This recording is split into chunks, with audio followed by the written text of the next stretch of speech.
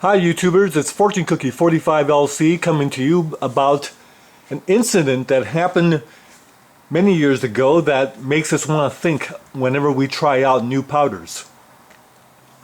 So back in 1971, there was a trend toward high velocity, lightweight bullets in handguns. There was a company called Supervel that made a big splash across the shooting sports by going with high velocity, lightweight bullets. So what we did was we would go to our loading manuals like this one here. Notice it's 485 for this Sierra loading manual, and it was only one volume back then. Now the Sierra reloading manual is 2 volumes. But when we go to the 357 Magnum, you'll notice that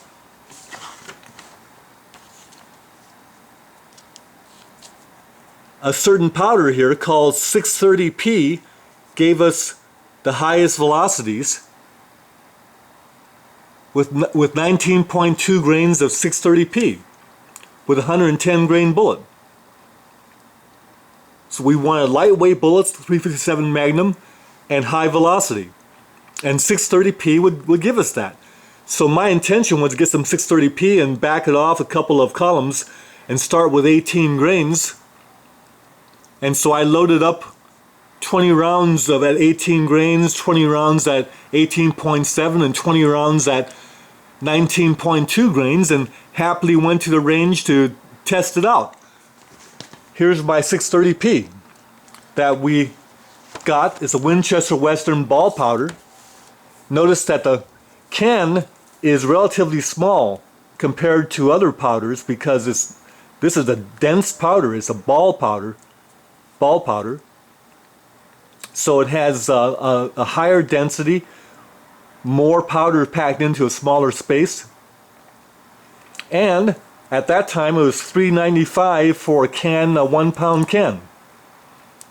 So I got 2 cans of this and we went to the range, and the first shot was a big bang and big kick, and I thought that, well, that's good performance, that's what we want.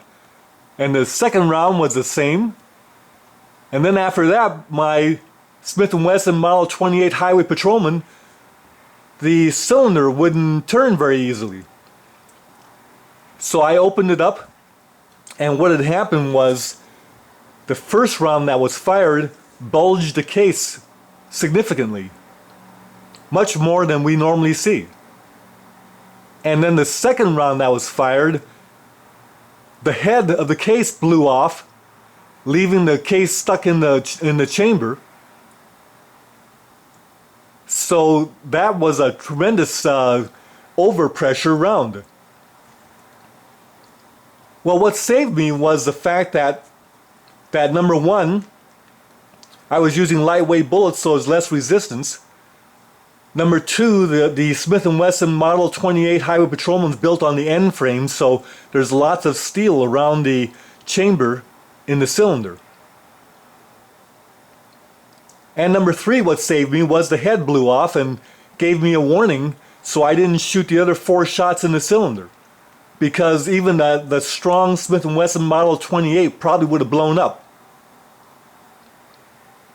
And what also saved me was the fact that this was not a rifle powder, because if the same thing had happened in a rifle, the rifle would have blown up for sure. So there could have been some really nasty effects here, but nothing bad really happened.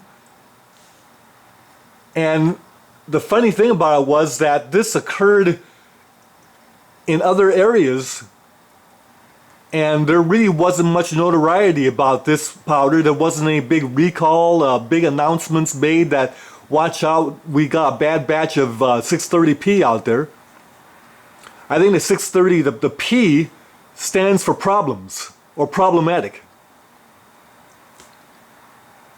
So there wasn't a lot. The only thing we heard about this, because what happened after this happened, I put these 2 cans away, And my intention was that at some point in my shooting career, I would take this powder and start, instead of starting at 18 grains, this was supposed to be a medium slow burning powder that would give us good velocities.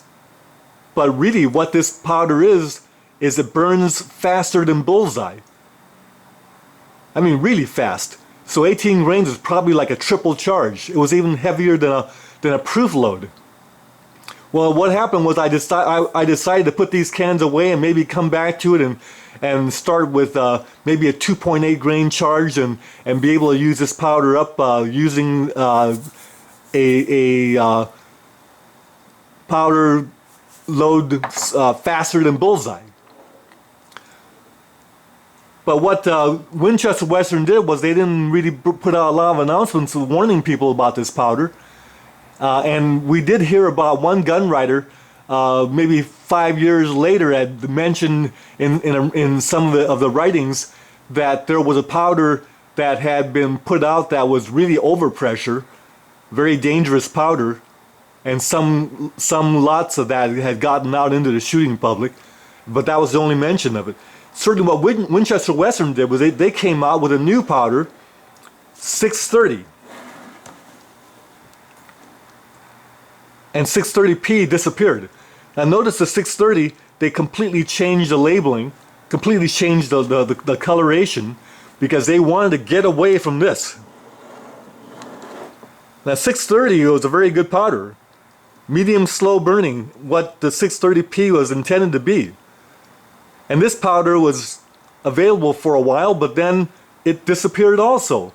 Why? We don't know. 630 is a good powder. It did everything that 630p was supposed to do. So anyway, YouTubers, there's a reason why we like to go with the tried and true powders such as Hercules Unique, a powder that's been around for over 100 years. The company now is called Alliant, but the Unique is the same as it's always been. Tried and true powder.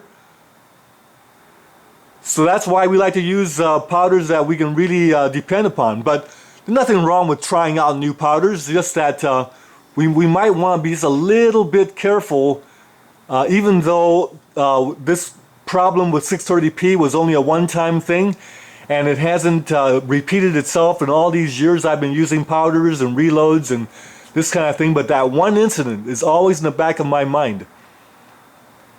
Even a company as good as Winchester Western can have problems requiring recalls, just like any big company. But with powders, the results could be potentially disastrous. It didn't happen though. YouTubers, thank you very much, and good luck to you. Best wishes in your reloading career. Bye for now.